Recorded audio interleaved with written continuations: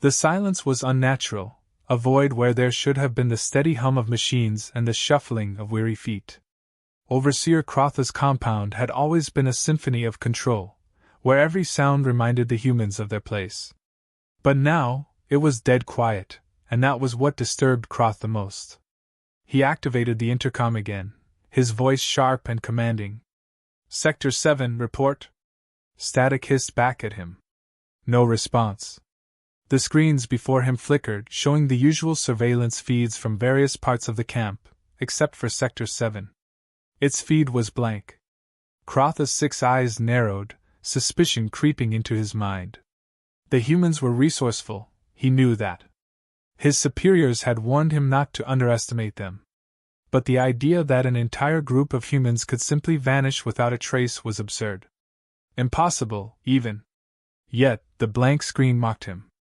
"Send a patrol to Sector 7, Croth ordered, his voice betraying the first hint of unease.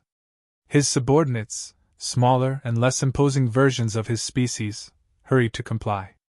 Crotha's gaze lingered on the blank screen as if willing it to come back to life and show the mundane scenes he had grown accustomed to. Nothing happened.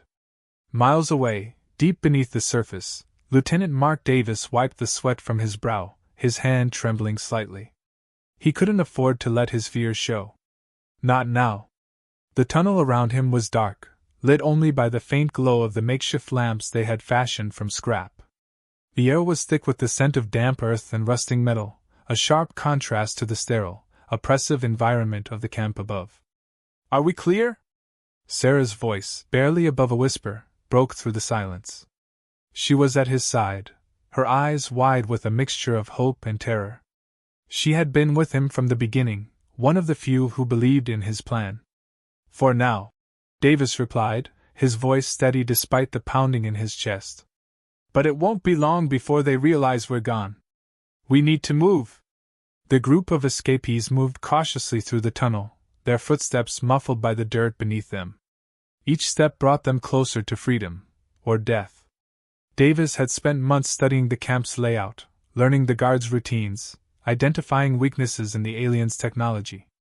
This tunnel was their only chance, a forgotten passage buried by time and neglect. He had found it by accident, a collapsed entrance hidden beneath rubble during a work detail. It was a long shot, but it was all they had. As they pressed on, Davis couldn't shake the feeling that they were walking into a trap. The tunnel was too quiet, too easy. But doubt was a luxury he couldn't afford. Not with so many lives depending on him. He glanced back at the group, men, women, and even a few children, all looking to him for guidance. They trusted him to lead them out of hell, and he couldn't let them down. Behind them, in the camp, Croth watched as the patrol reached Sector 7. The guards reported in, their voices crackling through the intercom. "Sector 7 is empty, Overseer.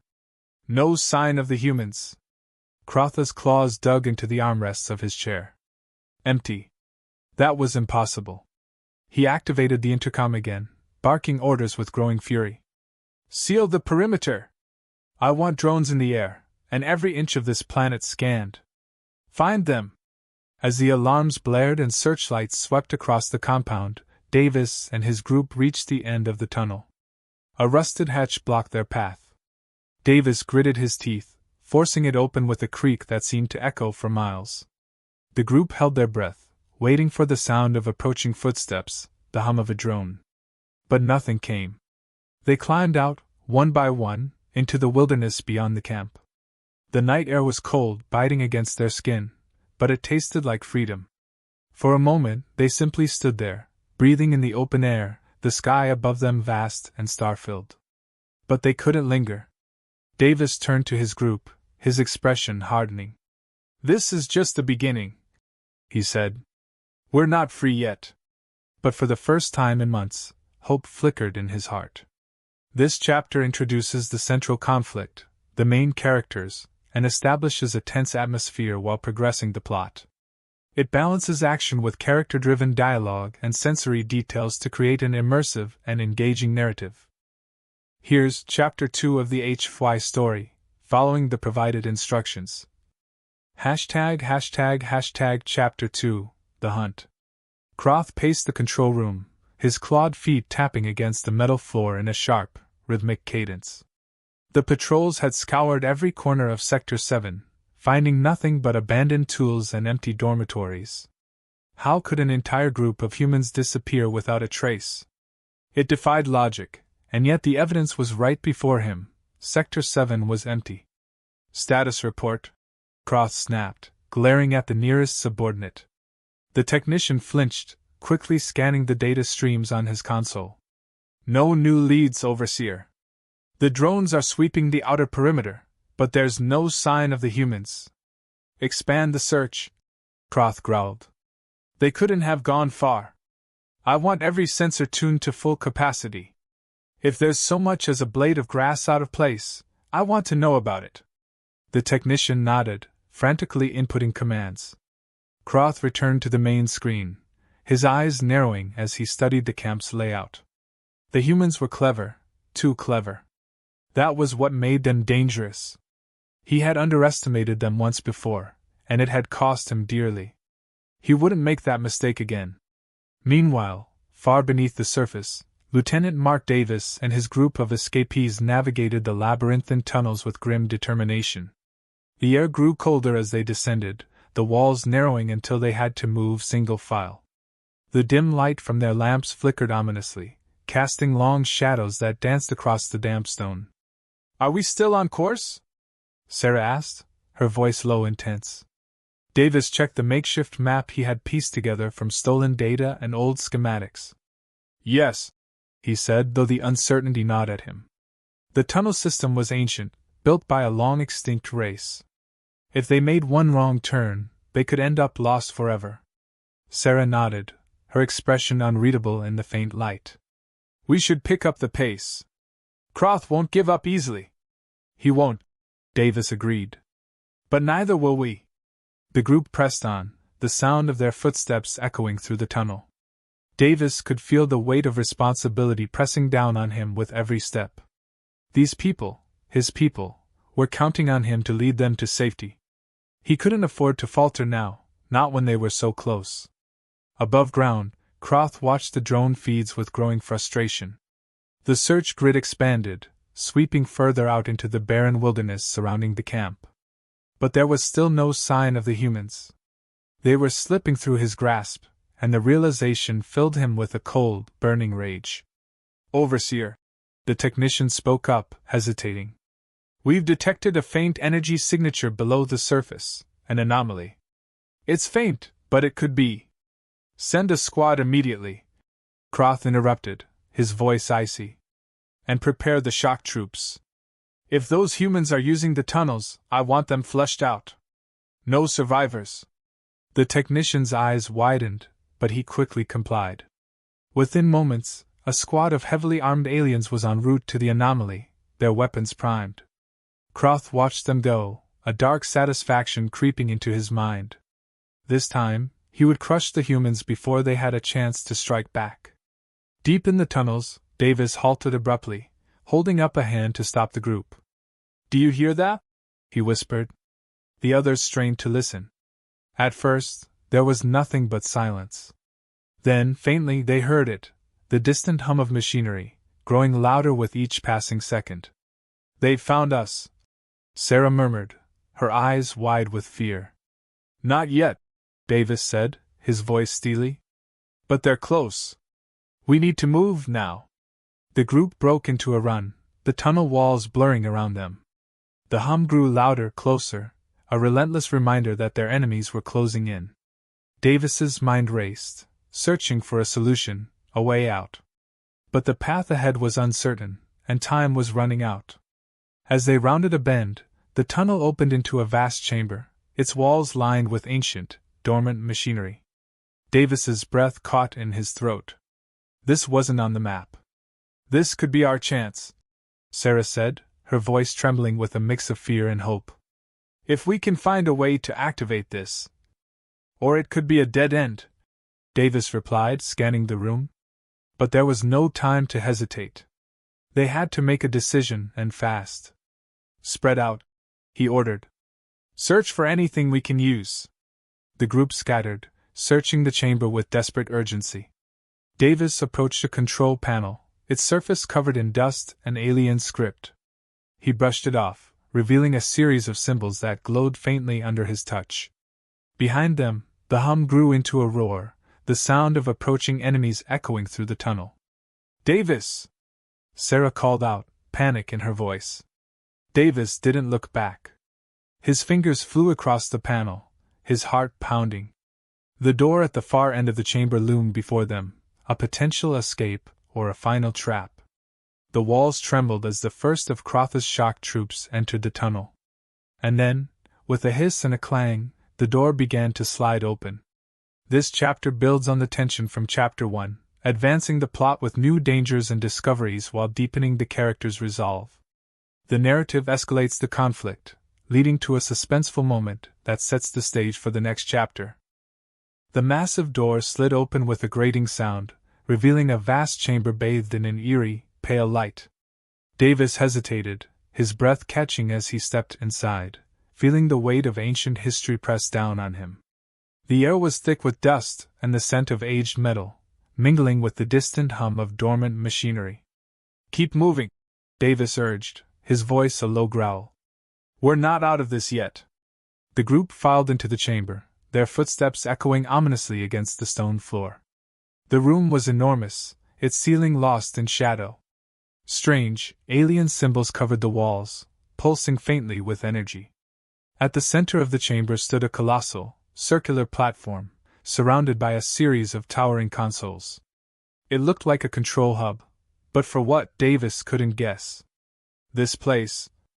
It feels ancient," Sarah whispered, her eyes wide with awe and fear. She approached one of the consoles, her fingers grazing the surface. "What is all this?" "Not sure," Davis replied, scanning the room with a practiced eye. "But it's our only shot." Crotha's shock troops were closing in fast, their footsteps echoing from the tunnel behind them. The low growl of their weapons charging sent a cold shiver down Davis's spine. There was no time to waste. "Sarah, can you figure out how to work this thing?" Davis asked, his voice tight with urgency. "I'll try," she said, her hands trembling slightly as she began to decipher the alien script on the console. Her eyes darted across the symbols, piecing together meaning from fragments. The rest of the group watched nervously, tension crackling in the air. "Whatever you're doing, do it faster," Davis muttered, glancing back at the tunnel entrance. He could hear the distant clatter of armored boots approaching, too close for comfort. "I think I've got it," Sarah said suddenly, her voice tinged with surprise. "This system, it's a power grid, but it's also something else. If I'm reading this right, it can generate a massive energy burst, a pulse that could disable electronics within a large radius." "Perfect," Davis said, adrenaline spiking. "Can you trigger it?" "Yes, but..." Sarah hesitated, her eyes flicking to the symbols. "It's risky.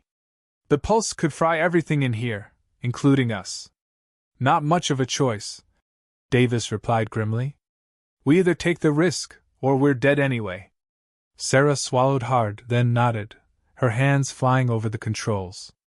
The alien symbols glowed brighter as the system hummed to life, vibrating through the floor.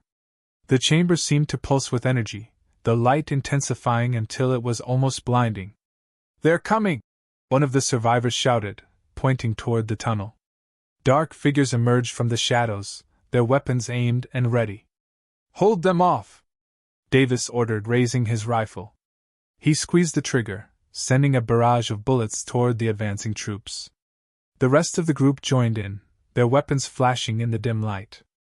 But the shock troops were relentless, their armor absorbing most of the hits as they pressed forward. "Hurry, Sarah!" Davis shouted over the noise, his heart pounding in his chest. The air was thick with the acrid smell of gunfire, and the sharp crack of weapons echoed through the chamber. "Almost there." Sarah's voice trembled as she punched in the final command. The consoles buzzed louder, their lights flickering as the system prepared to release the pulse.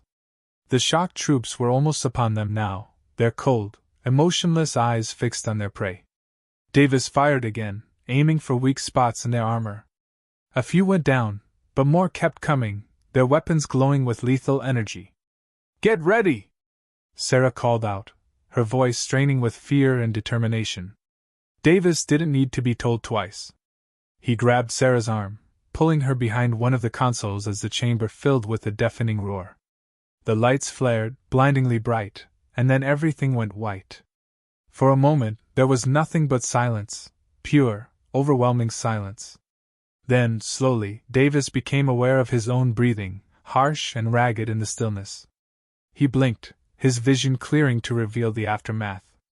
The shock troops lay scattered across the floor, their weapons smoking, their armor charred. The air was thick with the scent of burnt metal and ozone. The chamber's lights flickered weakly, struggling to stay on. Sarah coughed, pushing herself up from the floor. "Did it work?" Davis surveyed the scene, his heart still pounding.